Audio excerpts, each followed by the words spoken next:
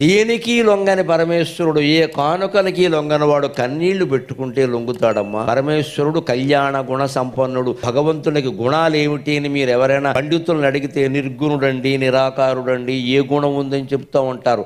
ఆయనకి ఉంటే గింటే ఉండే ఒక్క గుణం కళ్యాణ గుణం, కరుణ, దయ. భక్తుడు ఏడుస్తుంటే ఆయన చూడండి. నేను మహిమ కొద్దీ ఇక్కడ వెలిశాను, నా కళ్ళ ముందు కన్నీరు పెట్టుకుంటుంది ఆ ఇల్లాలు, ఆ దుఃఖాన్ని తీర్చకపోతే నేనెందుకు ఇక్కడ. అమ్మవారి దగ్గర ఏడిచానని ఒక శివుడిని ఒక గిల్లు గెలుతుంది, మొత్తం తిరుగులేదు. ఇంకంత ఆడవాళ్ళు ఏడుతున్నారు పట్టించుకోవే అంటుంది, అంతే, మొత్తం పట్టించుకుంటాడు. మన ఇళ్లలో కూడా మీరు గమనించండి, తండ్రి ఒక్కోసారి మొండిగా బండగా మాట్లాడతాడు. వా అదవా నీ చదువు దండగా, నీకు మళ్ళీ ఇదోటి అంటాడు. అదే తల్లి ఏముంటుంది, మనం ఎలాగో చదువుకోలేదు, ఆడు చదువుకోతే ఇచ్చేయండి. తల్లి ప్రేమ తల్లి ప్రేమ. అందుకని అమ్మవారికి ప్రేమ ఎక్కువ. మనం ఆవిడ ముందు కన్నీళ్లు పెట్టుకుందనుకో ఆవిడ కరిగిపోతుందాం. తప్పు చేసినా సరే మొహమాటం లేకుండా చెబుతాం, ఏం బాధపడక. విషయం ఒప్పుకుంటున్నాం కదా, మనమే కప్పిపుచ్చుకోవట్లేదు, అహంకరించలేదు. తప్పు చేశానమ్మా కానీ ఈ దుఃఖం నేను భరించ అంటే తీరుస్తుంది.